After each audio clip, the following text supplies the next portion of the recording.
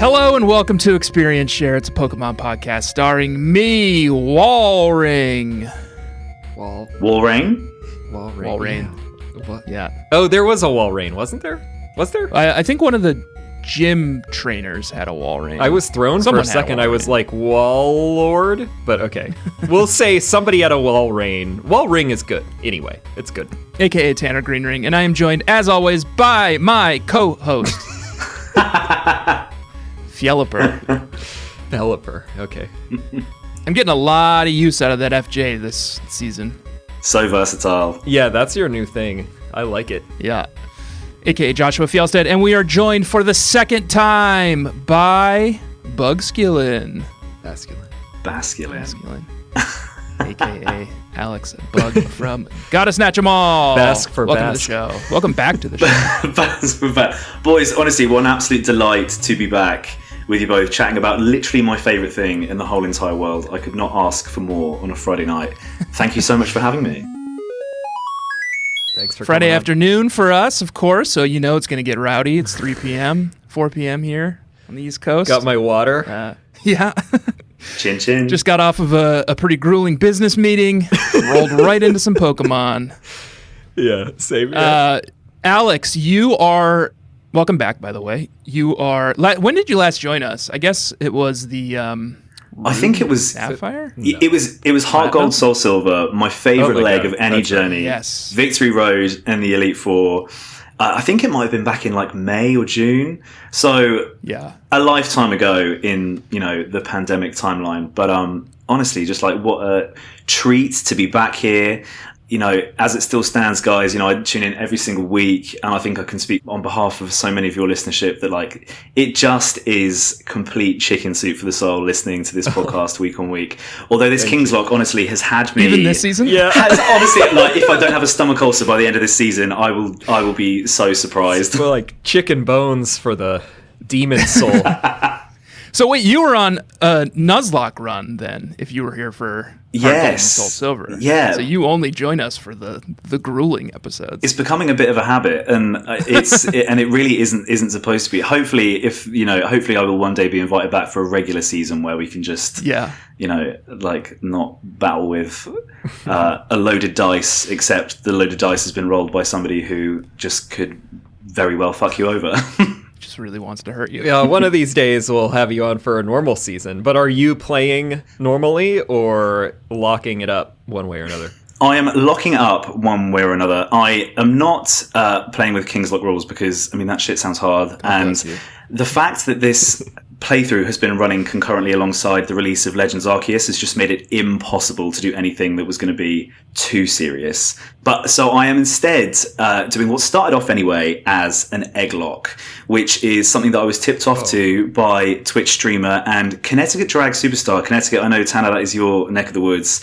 Oh, yeah. Mia Easylay, an absolute sensation of a performer. Yeah. Please, I implore guys, you have to get her on the show because she is just an absolute hoot and a half. But it is essentially where sort of as soon as you have trade functionality and the Pokedex in the game, you catch a bunch of just like random Pokemon and you have somebody trade you a whole load of random Pokemon eggs that when they hatch, they become your team. So it's kind of like a randomizer in that sense, but it kind of takes the traditional Nuzlocke rules by essentially when one of those eggs or one of those Pokemon dies, you then replace them with a brand new egg. So it's so fucking stressful because you're then starting off with another Pokemon from level 1 when you're like, I don't know, battling Elesa and the hellscape that is those Emolgas. Yeah, what? That sounds worse. You're like, I don't have time for a King's Lock, but I do have time to raise every single Pokemon up from an egg. Let's put it who's this your way, supplier? You got That- Brevander over breeding you some eggs? Yeah, so my darling husband, bless him, he has very limited knowledge of the games, sort of, or anything kind of like past Gen 1. But I literally taught him how to breed with a Ditto. Oh my god. And I just like had him choose a bunch of random Pokemon that were in my in the box in my black game, and then had him trade them over to me. So if there wasn't any further proof that I should have married him, then him giving up an entire evening to do this, then I don't know what there is. Yeah, respete. So then tell us a little bit about your character and your journey so far. You're joining us for the 8th gym, so you've had an entire game.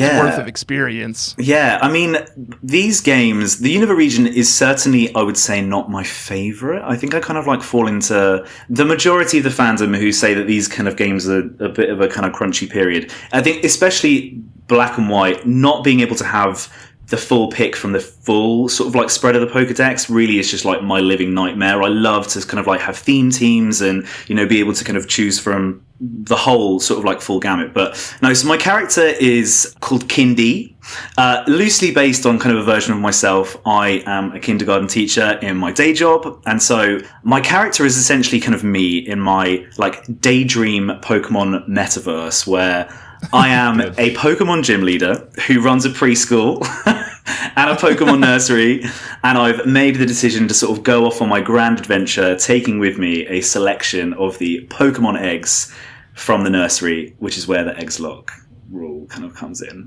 Kind of a Kinder Egg situation. Has there been a gym that's a school?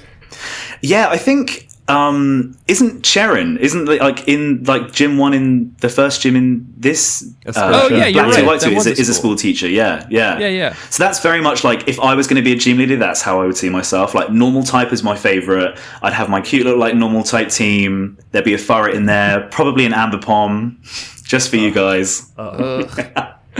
Killing us. Yeah. I feel like we don't talk about normal super positively either on this. Other than I love like X-Ploud. I love a couple of them, but that is unique and I like it. I think I just love them because what's your favorite normal?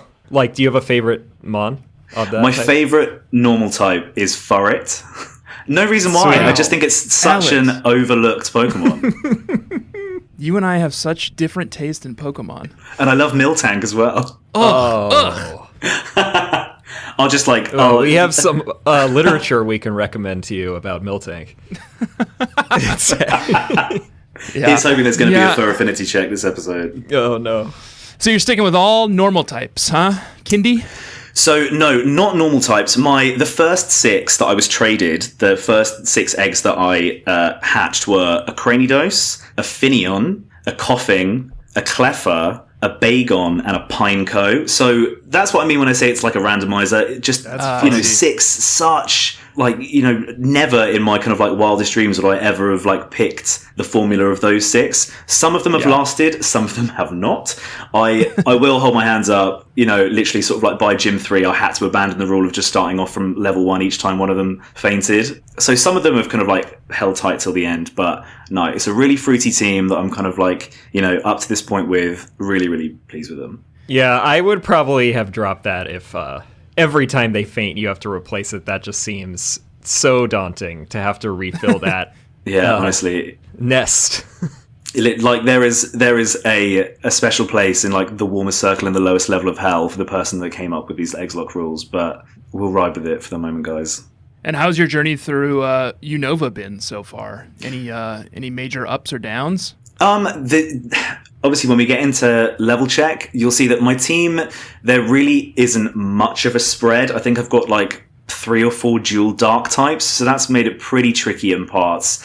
But no, it's been like generally like pretty smooth sailing. I've actually really enjoyed the storyline in Black 2, White 2, and again, I think a lot better than the last game. Exactly, and I think like the introduction of like having a lot more of the Pokemon from the prior 4 generations just really kind of elevates it from... It really gives us what Black and White were missing. But no, generally it's been a pretty enjoyable journey. But like I said, my attention has been divided by the release of Legends Arceus. Oh my goodness me. I mean, I think... I wish I could play it. Wish I had the time. At some point in like 2025, we'll get around to it. That Gen 9 announcement with Open World, Violet, and Scarlet, that's going to be... I don't know how we could possibly not play that as soon as it comes out, and I think the bug catchers are probably just going to have to deal with it. I mean... But also that's my dream since I was like 9 years old. Like, come on. And being able to go in any which direction as well. Like, you guys would have to like kind of pre-arrange beforehand, like, right, which gym are we going to go to next? Because from what I've read up, like, you can, if there's going to be 8 gyms, you can kind of tackle any of them in any which order, and that sort of really is in line with the lore, I guess. What a lot of people believe is that the gyms in real time, the levels would be scalable. Like, you know, each gym leader would have 12 Pokemon to pick from, and if it's your 8th badge, if it's your first badge, they would kind of scale whatever team it is that they're going to be using against you. So I wonder if there's going to be an element of that. I'm super excited. I mean, yeah, I'm sure we'll find some way to screw it up. I was always I remember, you know, the anime, they don't always follow the same order too, so that makes sense. But for sure. Well, it's not the world's longest leg this week, but Josh and I did do a little extra playing. Oops. And by extra playing, I mean extra punishing ourselves. I did get punished by my mistakes as usual. So we'll have a little bit of stuff that you haven't covered yet, Alex, but hopefully you won't get too bored. I'll chip in where I can. So we leave Appaloosa Gym after last week. We've just defeated Drayden.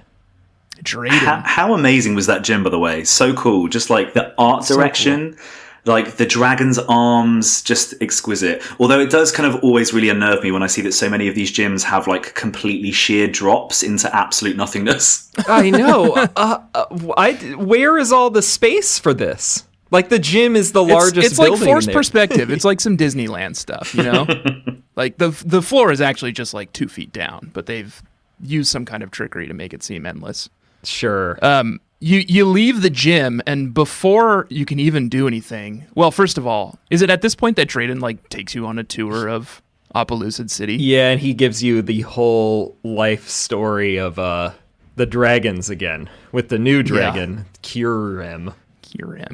Which is a combination of the black and white dragon. Although this was nice because actually, I feel like despite how many times we heard parts of the story in black and white, it was always like never the whole thing. And this was nice where we're talking about improvements to the story where Drayden he does speak at you for like, you know, whatever number of minutes where you could slam A, but it's at least just a straight up like, here's the whole story of the Reshiram, Zekrom, Kyurem thing. And he just does like the two brothers who's caused the dragons to split in two and whatever. And we've heard it so many times. But at least here it's like, here's this one guy who's just going to lay it to me straight.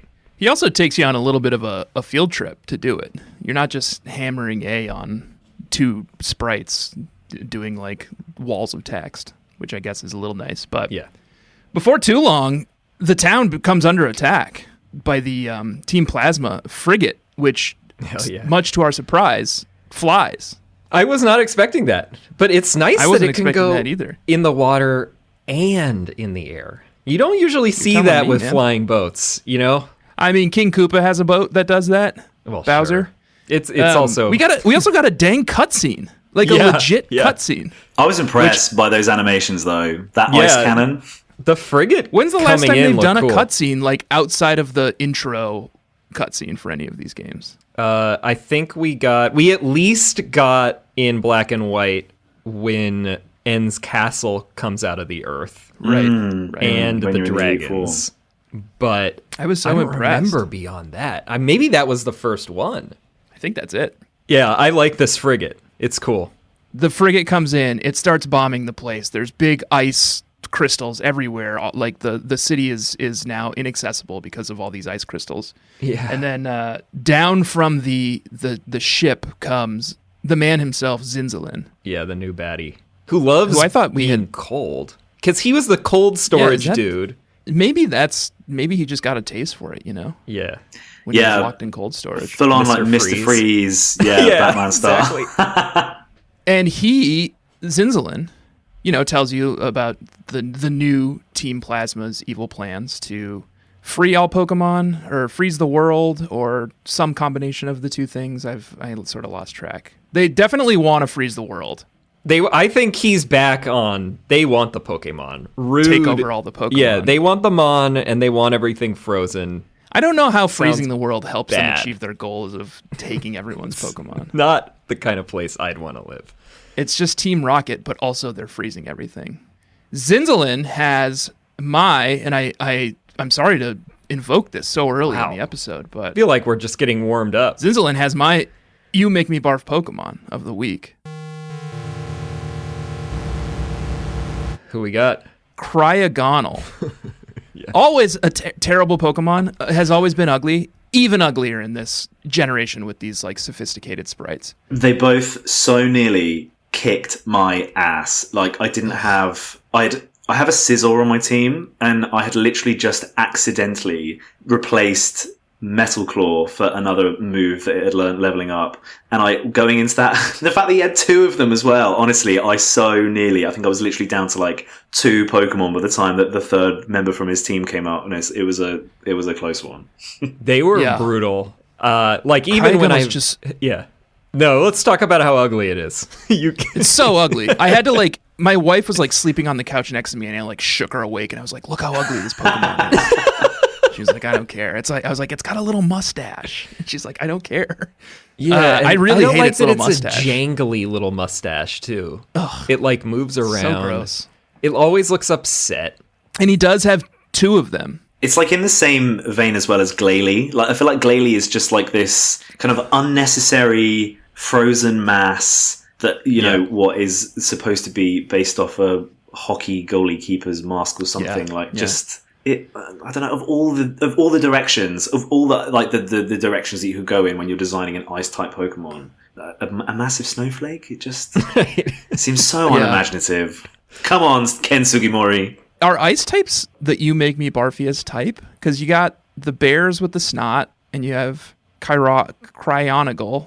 You've got the hockey mask thing. There's a pretty ugly crew. Yeah, I guess there are a number of ugly ones, but there's a lot of cool. There's not a lot of sweeties, we'll keep an eye but on there's some cool ones. I feel like Spheal and Seal just make up for all of them. Yeah, that's probably true. Plus Glaceon, yeah. So Zinzalin has 3 Pokemon. 2 of them are Cryogonals. And then he has a third one, Josh. And I need to introduce a new segment to the show. Wow. Okay. It's called Tanner Falls on His Sword, Sweetie.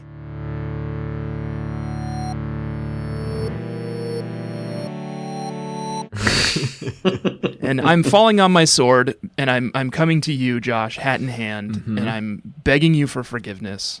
Because how so? In the past, I have talked about how ugly the final Pokemon on Zinzalin's team is, and the pre-evolution of this Pokemon. But seeing it on Zinzalin's team, I realized how cute it was, and my Fall on My Sword Sweetie of the week is Weavile.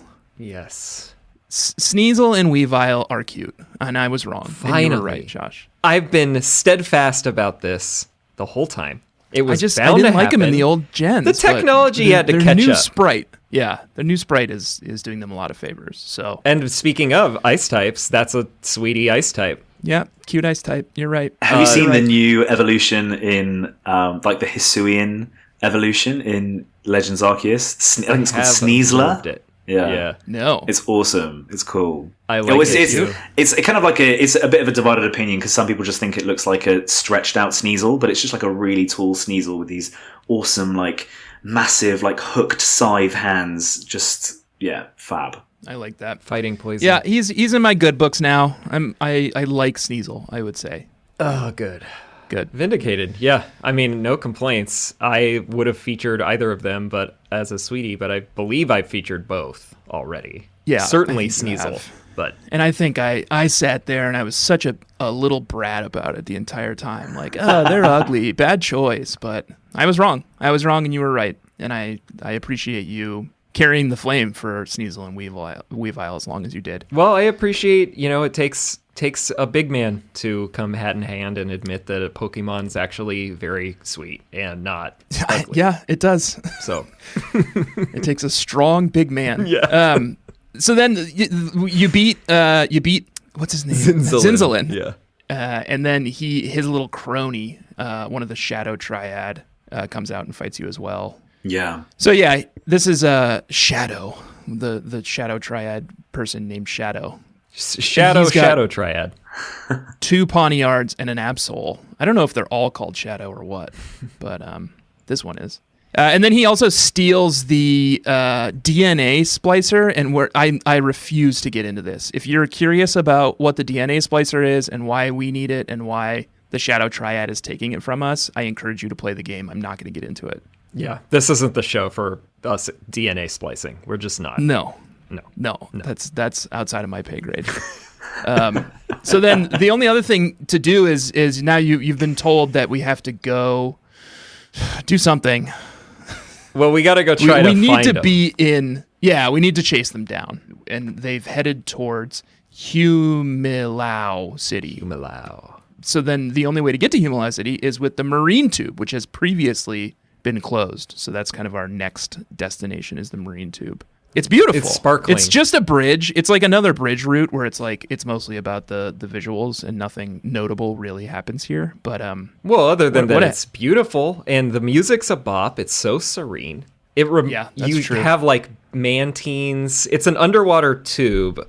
I only got to see one of these once. The aquarium in Sydney has one. I'm sure other places have it, but that's the only one I've seen. And I did experience, it was like one of the coolest things I've ever seen, where one of those giant manta rays was like hanging out, like chilling on top of the tube when I was walking. And their tiny little mouth. Yeah, the sweet little mouth. And that's what these mantines do in the marine tube, although you can't see them right above you, but you see it all around, and then a variety of other watermon. So it's again like this is a really nice set piece. This was very fun, and it was nice to just go through a thing where I don't have to draw a card. No battles, ruin my team. Pokemon. You get the one time I've stuff. seen one of these sort of aquarium tubes was in Pigeon Forge, Tennessee, when I was visiting Dollywood. So it's not like Dollywood necessarily a fancy thing. What's in the Dollywood one? And what? Sharks, I think. Sharks with massive tits. And Josh, I do have another new segment to introduce before we leave Marine Tube. You're really doling them out. Yeah, it's called Chivo Check. Because there's a hidden Chivo in Marine Tube, and did you get it? No. Oh, well, if you go there on some day between some set of hours, like 3 p.m. and 4 p.m., you can see a giant whale lord move over the tube. And if you see the whale lord, then the metal guy will give you a Chivo. That's a good one. Oh, whale lord watcher. Every day from 3 to 4 p.m. I want to see that sweetie up close too. You got to go back and check it out. I went and looked at it, and it was lovely. It was beautiful. And I can go and check it out without drawing a card, so I will do that. Stunning. Although in canon, what an impractical Pokemon to have on your team, a Wailord. Like, how is it possible? How would it ever be possible to train one? Because they're just so vast. Especially seeing it in Ranger, like. In Ranger, they show the actual size of it and how much bigger it is than people. And it's like, first of all, can't leave the water. We can't That's something we never talk about. We just can't talk about that. And second of all, like, it wouldn't fit in the gym. You know, if I had brought this into whoever's gym this week, it would have just torn the place down. Yeah, it was like 2 screens large on Pokemon Ranger. I don't think they really thought it through, you guys. Drop that thing in Appaloosa City Gym. It comes out of the Pokeball. It knocks down that like 3-story dragon. Yeah. Half a dozen people die, by the way, because they're positioned up in them. And it's a bottomless pit at the bottom, right? Right. Like, they're just going to fall into oblivion. oblivion. No, it's only 2 feet. They hit the ground and they just splat. They just got some Gengars like casting Shadow Ball down there permanently. So we're through the Marine Tube, and we're on to Humilau City. Like I said, pretty short route this week. We're already here. Unfortunately, Josh, we do have to draw a card now, don't we? We do. Because we've made it to Humilau City. There's a few trainers here. There's a few little routes where you can surf and battle wild Pokemon. So what did you draw? I drew an Ace of Cups, which is Waterfall. Ace of Cups. Yeah, that's Waterfall, right? I drew an Ace also this leg. Oh, yeah. Not that bad comparatively. It's really not that bad. It's the one where you can't switch Pokemon in battle unless one faints or is forced out of play, and you have to use them in party order when they faint, but they are not boxed, and you can change the order outside of between battles. So it gets a lot worse. That's not that bad. Yeah. As long as you know what you're getting into, which we do, because neither of us has the moon, it's pretty easy to predict the order that you want to put your team in. Plus, before you do any battling. Even with the moon, at this point, we've seen essentially every trainer. So you can look it up, like, you know, kind of what a ranger is going to have and what a fisherman is going to have. So you can kind of game it out. That's true. I drew the sun, so I can unlock the potential of Cobalion finally. Oh, that's nice. You believe did me. catch that. Yeah. I did. Oh, Yeah. yeah. The sun just lets you. Here, let me pull up the King's Lock rules real quick so I can read it. Since we can barely keep track of this, we read about them every day. Make sure that yet another one of our guests will get to hear us scrutinize the rules. Just as entertaining as it is when you listen at home, I'm sure, Alex. I'm just happy to be here. The sun. All ongoing rules that can force you to box a specific Pokemon are revoked, allowing you to use those Pokemon again. That's it. Oh, and unless you have anything to add, Tanner, I will throw in my cap in hand thing we ran out of time the other week to fit it into the episode, but I have a mayor cheat. I'll admit, except I didn't know what was going on. Is Josh that really a mayor cheat? Onto his knees before me now, and he's kissing my feet and begging me to forgive him. Go ahead. Was made aware by intrepid bug catchers RU Whisk and Sirius Balaki on the subreddit, who also were competitors in the level check and won some stuff last season. So they posted that, I believe they're both doing King's Lock or at least familiar with it, but they posted that, actually the Chariot, along with the Empress, the Sun, and the World, do not stay technically in play as major arcana, despite the confusing wording. And this is a note for Pokemaniacal Chris, that they do not stay in play despite the confusing wording. They do not have ongoing effects, but technically they all have ongoing effects to some extent. Even if the Sun's one is temporary, the Chariot is certainly ongoing effects, because apparently you could just keep drawing chariots. And the Chariot is the one that means you have to have, 5 or 6 major arcana. You go from cards? 3 to 5. So I believe if I drew another one, you would then have 7, etc. Oh, I love it. So the only way you can get rid of it actually is if Tanner or your observer in general is willing to erase it with a 10 that you draw. So I've got Chariot again, so I'm back. And I have been playing with this for, I think, the past 2 gyms. We just didn't cover it last time. We were going to talk about it last time, but we didn't. Yeah, so that's good for me. I like that you have to do that now. I think that's very funny. And I'll say it's because I'm playing off printed out King's Lock rules, and like my Chariot one cuts off at the bottom of a page, and then the little bullet that says You're it's always permanent. so full of excuses when you screw up some King's Lock rule. I ran out of Pokeballs.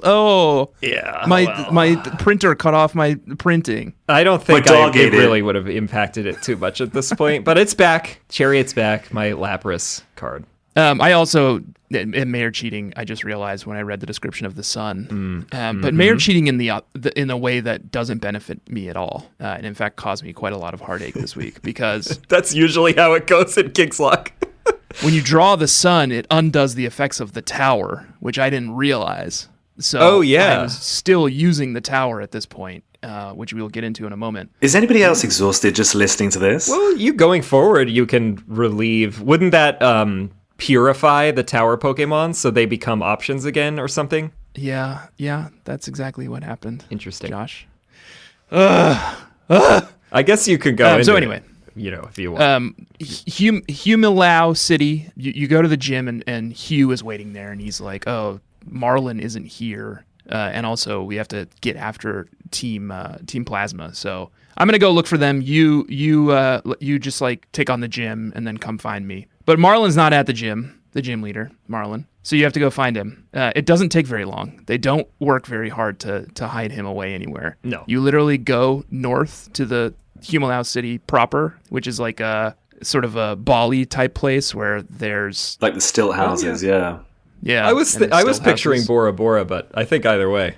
Pretty much you take 3 steps in and then Marlon comes diving out of the water onto the dock. And he's like, hello, I'm Marlon. Come take me on in my gym sometime. And then just walks away. Yeah, he's really not winning any like games of hide and seek, is he? I guess they had to do that just so you talk to Hugh first. But I don't know. I don't know why they bothered like, taking him out of his gym and like putting him 5 steps away from his gym. I didn't either because Hugh hangs out right between the gym and like the Bali situation and like all of the houses on stilts, which is looks very nice also. And he, at some point after you find Marlon and he swims back to the gym, he was like, yeah, why don't you go ahead and take care of the gym, and then we'll continue on this Team Plasma hunt, which is what I did. And this is how, domino effect for the rest of this leg. I was like, well, I want to level up my Mon, and this leg was too short, so I'm just going to go up there. And he doesn't stop you, so it's like, what's the point of this? Because you go up Route 22, which is where I went, and I can talk about it in detail, but then there's a giant chasm at the end of it, which is blocked off. So they don't really even need this, Can't even keep track of what you're saying anymore. Yeah. It's all roots. It's all roots and cards in this game. Yeah. What about you, Alex? Anything interesting happened to you in the dock city? Tilted houses? Not especially, no. So I actually didn't take the marine tube to get to Humilau City. I went through the cave, sort of like northeast of Undella Town. And can I just incite, if I may, a train of danger? Oh, yeah. Please.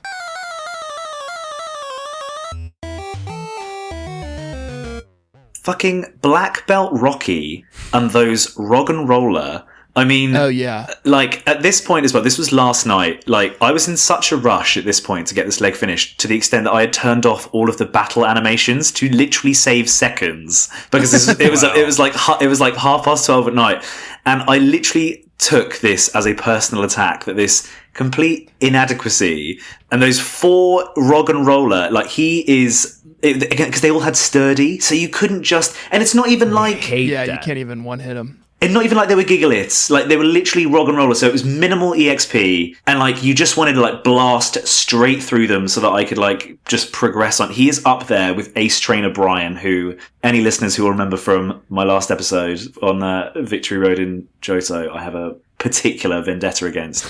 It was literally just painful. Absolutely What was his problem?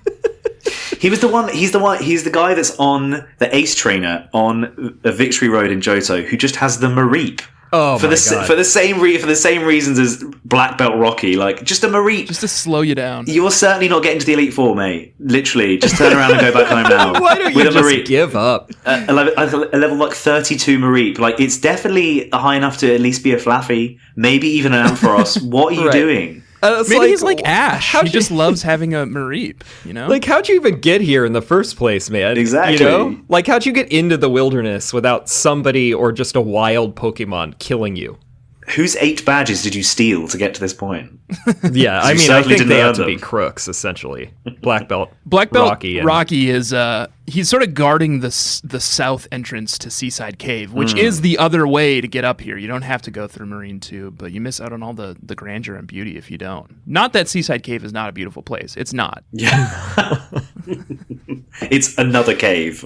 It's a cave, yeah. But yeah, so you can make your way through there. I also went to Seaside Cave, but it's part of a complex narrative of King's Lock draws, so I will get into that in a little bit. But now that we're here, so then you must have gone right to the gym, but bear with us then, Alex, as we journey up through Route 22 and down Route 21 and into the Seaside Cave and into the giant chasm real quick. Give it to me, boys. Give it to me.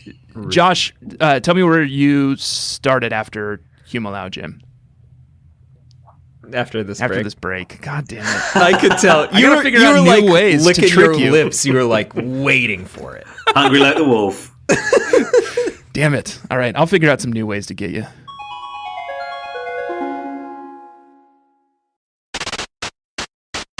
Welcome back, Bug Catchers. Welcome back, Alex Bugg. Welcome back, Josh.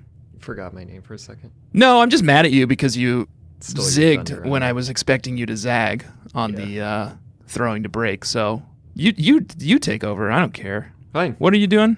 Route 22. What did you do in Route 22? I went Route 22 because it's Route 22 you can access before the gym, but there is a cutscene that happens after the gym. Yeah. Right? Does the Coal Rest cutscene only happen after the gym? Coal Rest is after the gym, but the thing is that, as I was saying, like, Hugh is basically discouraging you from doing Route 22. Yeah. So there's I basically hit a spoiler where after the gym is when you are told by Hugh and Coal Rest to split up and go try to find where these other Team Plasma members are. Right. But because I'd already done Route 22 and stepped into the giant chasm, which I will then cover after this, I was like, no, I'm not doing that. I'm not doing that shit. You make me draw all those cards, and I already know what's at the end of this. So I just I went south. So it looks like we both did the opposite thing. So you can either you can either ignore both of them, which is what you don't have to do either. In fact, they kind of of encourage you to do neither, because they just want you to go to the gym first. But you can do truncated versions of both of those routes so far. Yep. I did eventually go into Route 22 to do some training, so I did draw a card alongside you. Do we want to talk about our cards? Yeah, you might as well. I drew a 5 of cups, 5 as guys, so I had to rework my entire team to be guys. Yeah, I got one of those in a bit. Keep in mind, I did this after the gym, so the team that you will see later in the episode is not an all-guys team. It's co-ed. But I did have to briefly make my team all guys. And I did catch a Meryl, which I don't ever plan on taking out of the box. Take what you could get. What about you? My first draw, because I did come back here, but the order will become apparent in a second. My first draw was the moon. So I'm back on not being able to Google anything. And I'm going to have it forever because I have the chariot again. And it's like my third out of 5. So, it's wedged in there. Beautiful. And we're headed into the Elite Four, too, so that's great. Yeah, that's really fun, isn't it? That's exactly the time you don't want to be able to look up. There's a couple of things that become extremely problematic for me, with the Elite Four being the next part of the leg. So I don't know if do we need to cover anything on Route 22? Like, Terrakion is there. Everything else is standard kind of route. It's sort of mazy. There's a lot of trainers. There's a lot of grass. You do encounter Terrakion. I killed it, of course, accidentally. I one-hitted it. I can't remember with what, but whatever I had, one-hitted it.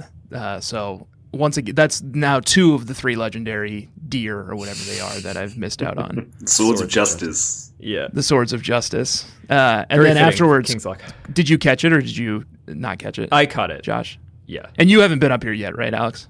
No, I haven't been up there yet, no. All right, well, you're it's just hanging out. Yeah. Like, they all... Yeah, he doesn't even jump down and attack you like the last 2. No, it's just hanging out in the middle of the route. It is once you've unusable. Caught it or defeated it, you're approached by Colress, who tells you to go and move a crustal somewhere. Oh, down in the cave, Seaside Cave that you passed through, Alex. This is where Colress first shows up. You're right. Yeah. Right around to the east of yeah. Seaside Cave, there's an exit of the cave that has a entrenched crustal blocking the exit. So Colress has some kind of like mystery machine that he gives you. They just they gave up on story at the last minute here. They're like, Terrakion's just going to be out in the wild, and Colress is just going to give you the like Deus Ex Machina that's going to unlock the crustal in the next section. And then he tells you to go down there and just deal with the crustal. We still don't know what that Zoom caller that you get every once in a while is either. With the X trans receiver where like somebody calls up and it's audio only, and they're like, I'm eating lunch, so they're trying to arrange a date, aren't they, or something like that? Clancy, is it? Yeah, Yancey is what they say their name is. So that's what I don't know if Colress figures into that. You're putting your stake in now that's Colress. It's something to do with Colress for sure. Just Colress like crank calling you. Yeah. The original catfish. Yeah. Colress is very clearly the bad guy. Can't be good. They have bad not guy revealed energy. it too much yet, but he does have main bad guy energy. I think he's probably the N of evil Team Plasma. Maybe he's the Getsis 2 N, and Zinzalin or Getsis maybe comes back, and that's the N, and it's a flip, and like Colress is the real power broker. Think about that. I don't know, man. Think about that. Could be it. I don't know. But they're not even trying to hide the fact that he's like nefarious anymore. Right. Route 22 done. Giant Chasm. There's not a whole lot we can do here yet, because the second you walk into Giant Chasm, or like the cave surrounding Giant Chasm, you can't make it very far before a couple of Team Plasma Grunts block the path. Right. And they're just talking about like waiting for everyone else to show up. Yeah, they're like, what's everybody down on Route 21 doing? Like, I think this part's more important to the plan. And we're like, I don't know what the plan is. I can't look anything up. So I went into Giant Chasm anyway, and I triggered a card. And then I go down, 10 feet, and then it's these 2 dudes blocking me. So I was like, okay, well, that's it. So I also drew a card. Okay, you did too. What'd you get? I drew the 6 of Swords, which is chicks, undoing the 5 I just drew back in Route 22. So I had to go and swap out all my Pokemon again for all female Pokemon. They don't cancel each other out. It's that then you just immediately have to switch to female Mon? I mean, you have to have an all-female team when you draw a 6. So, wow. And I also caught a Clefairy. Cute. Yeah, that's a sweetie. I got... What is Clefairy? Is it normal type? Normal type in this gen, yeah, but then as of the next gen, it becomes a fairy type. Oh, sure, it's right in the name. Right. Bound to happen. What did you draw? I got 5 of Pentacles, so I had to go all guys. I did catch a Sneasel, though, which was nice.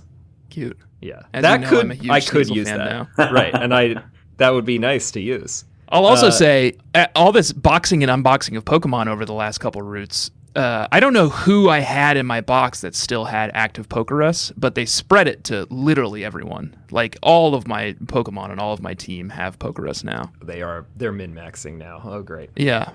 I think if they're boxed, it doesn't expire. Like, it only expires if they're... Well, not expires. Like, they only get over the Pokerus if they're out of the box. So, essentially, like, if you've got one that's boxed, like, you've got it banked. Like, you've always got somebody that's going to have it. I think I'm going to manage to spread it to my whole team before I'm done, because we have to switch out so much. Yeah.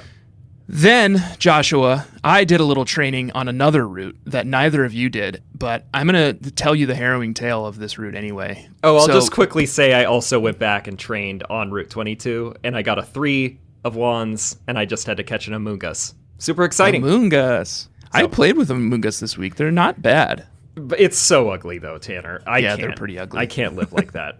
That's not the kind of lifestyle I can lead. So you saw this route, Alex, because when you come up from Undella Bay, you go through the Seaside Cave and you come up Route 21, which is a water route. You just kind of have to surf your way up. I went down from Humilau City through Route 21 into Seaside Cave just to do some training. I drew, coming into Route 21, an Ace of Wands, which is not that big a deal. That's the one where you just have to keep everything in the party order. Mm-hmm. But at this point, my Sawaddle, Torquvar the second, or the Dread, I can't remember, hit level 45, which is the level that Cobalion was at when I drew the tower, which made me, bear with me here, gents. Oh, God. Made me put Cobalion in the box and take out a level 18 Sawaddle that I had to then, Levani, that I had to then train up from level 18. But once it hits the level that the box Pokemon is at, you have to do it all over again. So I went and boxed Levani and took out the lowest level Pokemon in my box, which was Magby. Oh, the Magby finally comes out! Started just working on this Magby, started training it up. In a water route, no less. Mm. And then went into Seaside Cave and drew the Magician. The Magician means that I can only use special attacks, no physical attacks. But it knocked the tower out of my Major Arcana cards. So I didn't need to do that at all. I did all that work for nothing, once again. And that's sort of my King's Lock story, is doing a bunch of training and work for absolutely no reason, because I always just then draw a card that negates all of the effort I put into it. But this is my point about the Sun, too, is the Sun also negated the tower, so I didn't need to do it in the first place at all. Yeah, that's disappointing for you to hear, I guess. Yeah, very disappointing for me to hear. Yeah. So I'm just glad to have the tower off. Welcome back to the team, Cobalion and Levani. And whomever else, not Magby. Must Magby be nice. Right back into the box. Must be nice to have whoever you want on your team. Yeah, it is. Thank you. I've never anticipated a level check so much before. Well, we're there. So then the only other thing that is left in front of all three of us, despite our circuitous routes to it, is Humilau Gym, home of Marlon, the water type trainer. Who is unquestionably the sexiest character in these games. Holy moly. Like, he literally just reminds me of all of the guys who would never reply to me on dating apps, which is probably why I just took so much pleasure in wiping the floor with him. Yeah, he's like a swimmer. He's got these little, like, what do you call them? Compression leggings on. Hat. Yeah, he's got a little bulge. He's always jumping around. Like, modest, nothing to be ashamed of. A net full of Pokeballs. You don't want to know what he does with those. I mean, between like Drayden, Bugg, Like, this game really does just like run the gamut of all the types of like gays that you would see on Grindr at 3 a.m. Like Burr is like the liberal arts grad who would like rather draw you naked or like read you some kind of Buddhist literature than hook up. Marlon is the mean twunk that just like won't call you back the next day. Drayden is like Drayden's like the daddy who like works in finance with this really respectable firm, but has this like secret den of iniquity in his office that's got like a sling in it. Like it really is just every single archetype, subspecies of gay in this game. Yeah, they're all here. I hadn't even pieced this all together yet. Yeah, I think my power ranking of gay gym trainers so far has got to be Drayden number 1 still. Hot. I just think he's so handsome. Yeah. And I like his little dragon. I feel like that's where I lean too. Let me pull up. You know, Bugg would be pretty much everyone I went to college with, so that's triggering Bugg is for bottom me. of my list for sure. Yeah, Berg's What about not... Charon? I feel like Charon is the bottom of my list. Just like so sullen the whole time. Is he out? He's out. Oh, out. Oh yeah, I feel like he's got the kind of persona vibes. we need Tony Smith here to weigh in on this because I feel like he always just nails the character profiling with the perfect analogy that you just instantly get. Yeah. Yeah, I would not rank Charon highly either. I think I'm probably Drayden. Yeah, Drayden, for sure. And then Marlon. Yeah. Before we head into the gym, we should probably talk about our teams that we went into the gyms with. Does this mean what I think it means? I guess so. It's level check. Level check.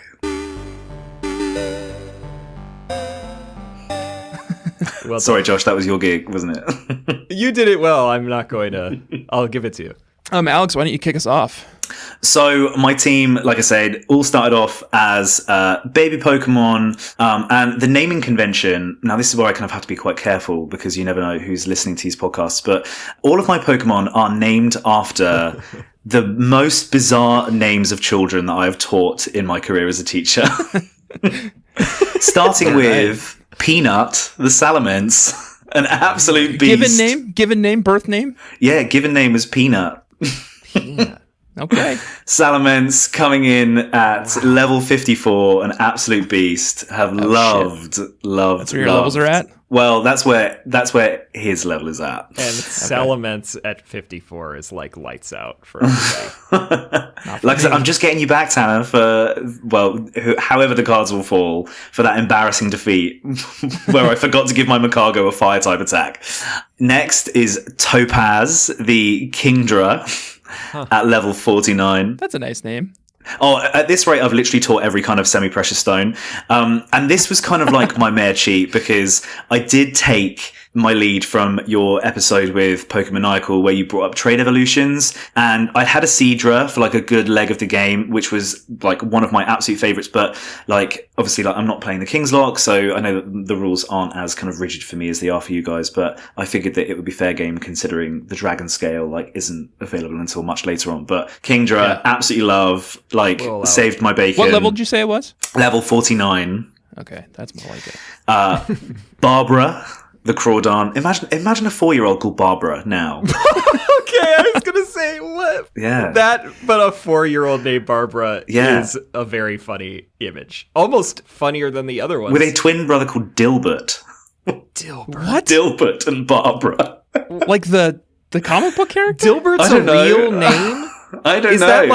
Is that a UK thing? I just thought that was made up for that comic. That's a real Do name. you guys have Dilbert in the UK? Yeah, have you met Dilberts before? I don't think so.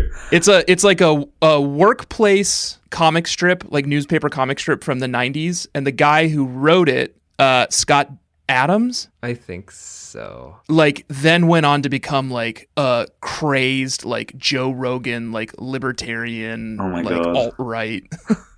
So Yeah. that's a hell of a name. Wow, Dilbert. So, yeah. Something to aspire to for him.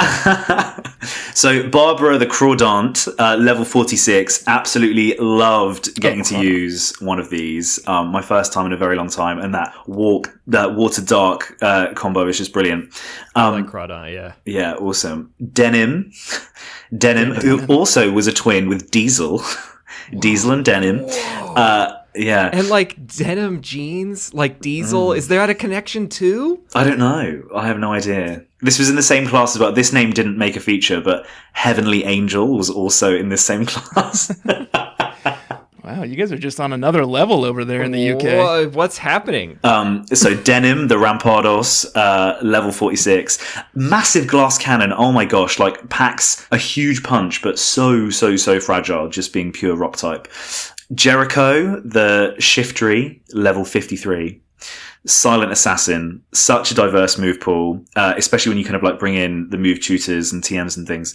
Now this last one is a really special one for many reasons. So Serenity, the Sizzle, level 50. Now, I have been playing these games for literally 25 years, 22 years of which shiny Pokemon have been available. And in that time, I can probably count on one hand the number of like random odds shiny encounters that I've had. And lo and behold, when my Scyther egg hatches, it's a fucking shiny. Wow, really? A shiny Scyther. Oh my, I literally, and the Sizzle. The shiny Scyther really just isn't anything special. The wings are pink. It's the same kind of green. But shiny Sizzle is like acid green. It is just so cool. Amazing. So my mind was blown. I play Pokemon essentially nonstop awesome. and have been for the last 2 years, and I've never even seen a shiny. Which blows my mind. How on earth could neither of you? I'm in the same place. And I'm sort of wondering, like, I'm so bad at Pokemon that I wonder if I have seen them and just didn't recognize it as a shiny, especially some of the more, like, subtle ones. Some of them are so just, like, infinitesimal how different the difference they have in coloring. I really like it. It basically looks like it has the color scheme of if it had just kept Scythers, which is very nice. Yeah, just that kind of like. Oh yeah, that's cool. That sort of like citrusy greeny. I amazing. Really like it. Yeah. Oh, I'm very Josh, jealous. do you want me to go, or do you just want to bang through your 4 little Pokemon let me just real quick? Bang through mine real quick. What happened to your team, man?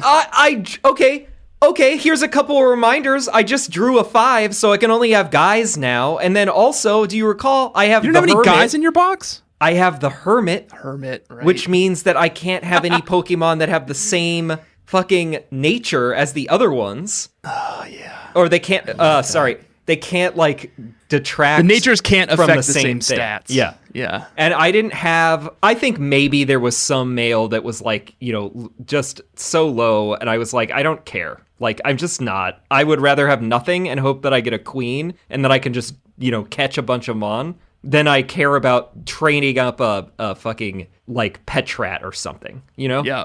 So. All right, who we got? Ananazinga, Magnezone, Genderless, level 51. Still got Can't that. quite tell if that's against the rules or not, but we've both been doing it the whole time, so I think that's fine because he's clutching at straws at this rate. Let's just give it to him, please. How they identify. So, Charles II is Reuniclus.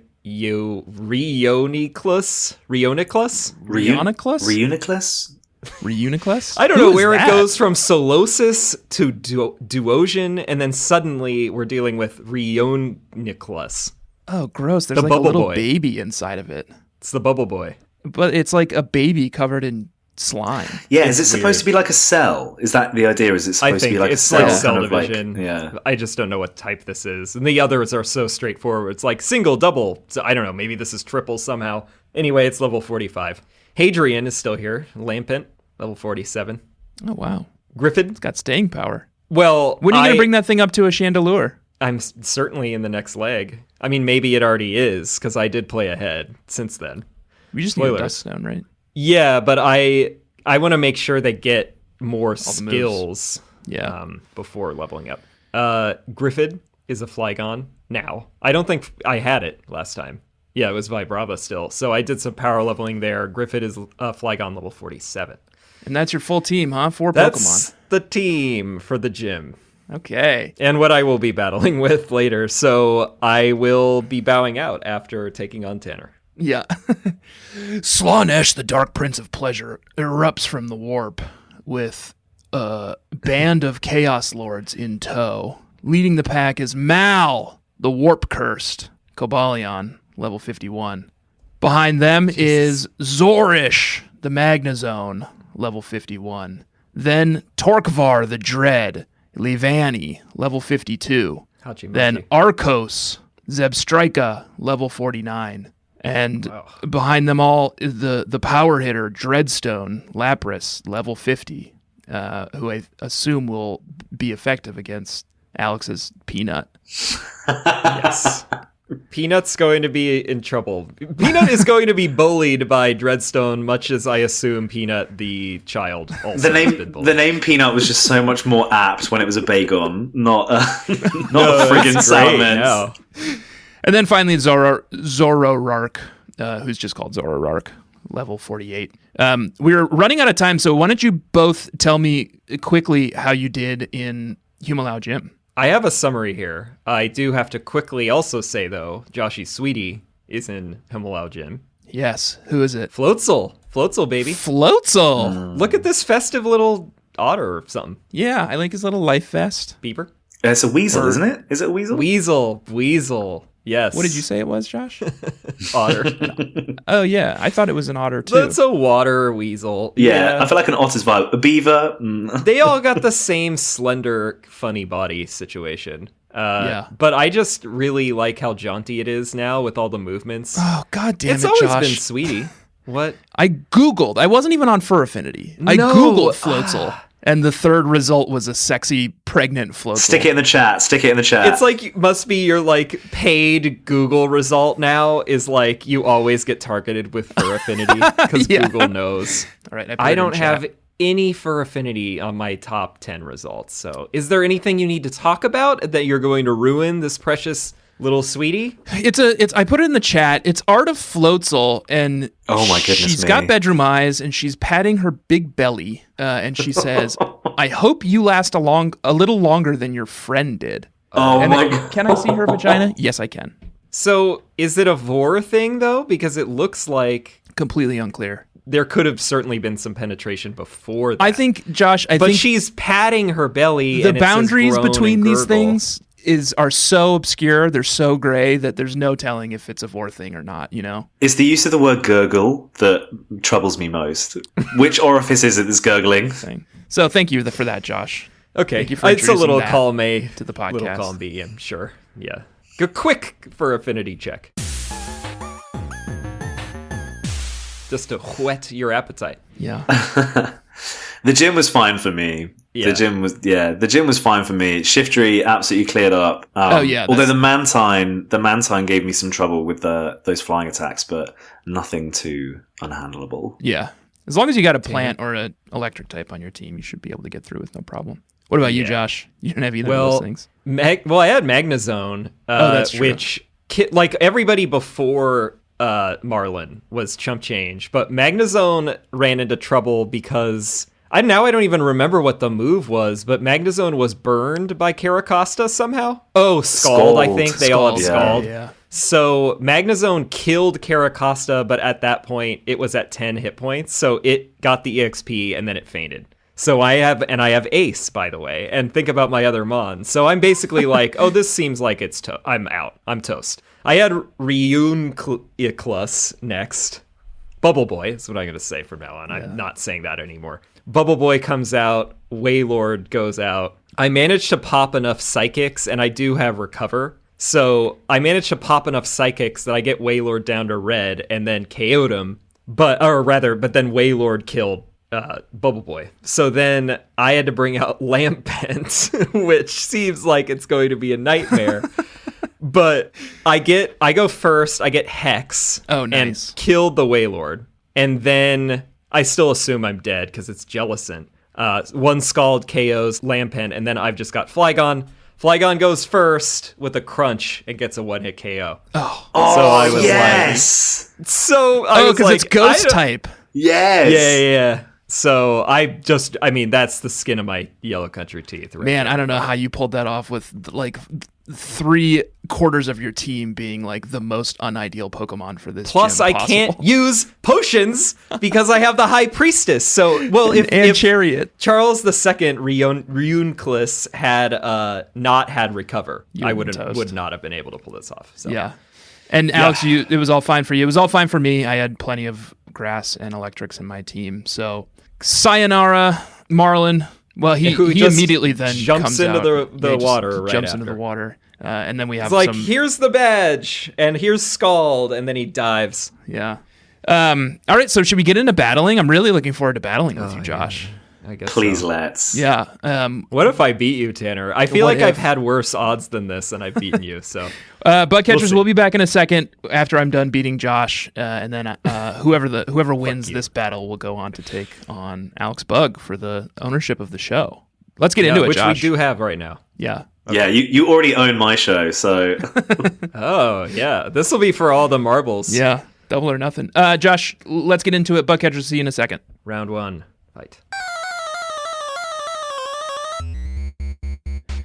Woo! Josh. I hated that. Yeah, you got destroyed. We knew you were going to. Yeah, but I had a glimmer of hope for a second until one of this fucking Zoroark Mayor cheat thing where... Yeah, you can't stand that Zoroark. I just literally can't tell what it is all the time.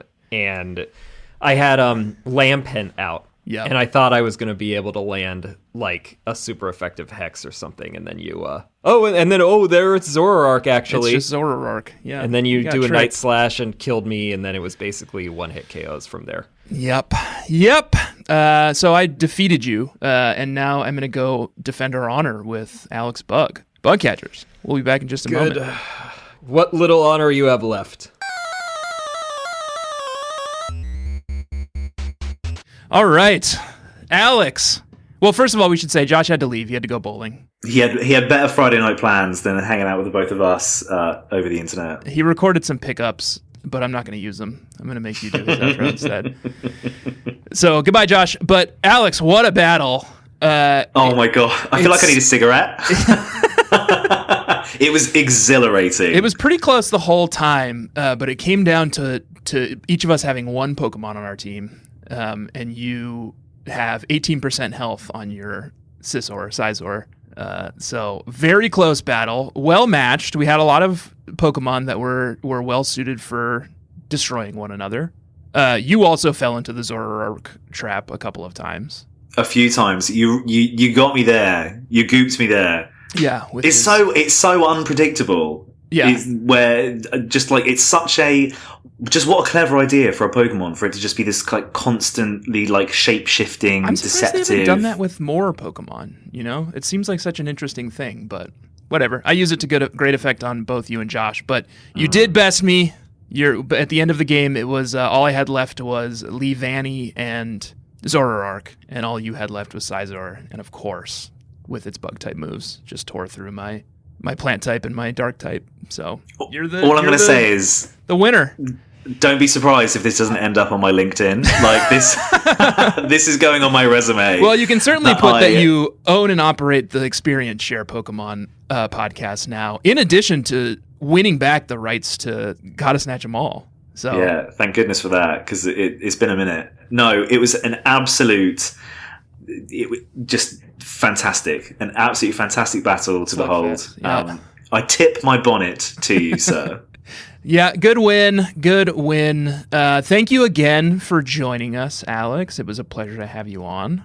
Honestly, just as I said before, you're listening to your podcast for the last 2 years has been the highlight of my week. More often than not, it's the signifier for when it is Tuesday. So that's always helpful. But just you guys have just got something so special in that to listen into these conversations, us as your listenership, feel like we are privy to the conversation, and it is just an absolute sweet spot that you guys have sort of cornered out for yourselves. So thank you. It's just a complete pleasure. It's very nice of you to say. Do you want to plug your kindergarten class or anything else? I don't have any fruity names, or at least not so much as Topaz and Dilbert and Barbara this year. But no. So you can find my own Pokemon podcast. Got to Snatch 'Em All anywhere where you get your podcasts from. It is essentially I interview members of the queer community about our lifelong love of Pokemon and why it means so much to us in queer adulthood and allies. And allies, absolutely. Sorry, I'm normally so good at including them. Yes, I know. That is a slap on wrist for me. No, it is. It's such a treat to sort of work on this project for the last year. I'm having such a fantastic time. Met some incredible people, like yourselves, being up there for me. It's only through the podcast that I would have been able to meet both you and Josh. But no, it's an absolute treat. You can find me on Instagram at gottasnatchemall.pod and Twitter at gottasnatchemal. Please do, if you haven't listened before, go and check out my episode with Josh and friends of the Experience Share podcast, Fanula and Tony's episodes, and hopefully one day soon your episode, Tanner. Yeah, we'll get it in the diary. Please do rate and review the show everywhere that you rate and review podcasts, and do follow the show everywhere that you follow podcasts, and do follow us on social media as well at EXPSharePod on Instagram and on Twitter.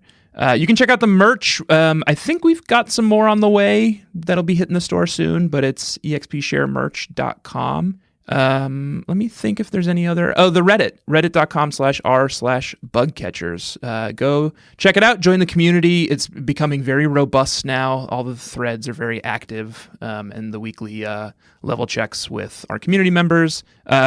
Keep in mind that if you do kind of win the season of level checks, you do get to battle me and Josh. 2 people are selected to battle us at the end of every season, so that should incentivize you to get in there and have some fun. We got absolutely rocked by Robin last season. So thank you for joining us. My name, as always, has been Walring, a.k.a. Tanner Greenring. I am joined, as always, by my co-host Fjelliper, at least for most of the episode, a.k.a. Joshua Fjellstead. And thank you once again for joining us, Bugg Skillin, a.k.a. Alex Bugg. Will you do Josh's signature line, please? Please, may I do the honors? Smell you later. No, I can't do it in an American accent. Smell you later.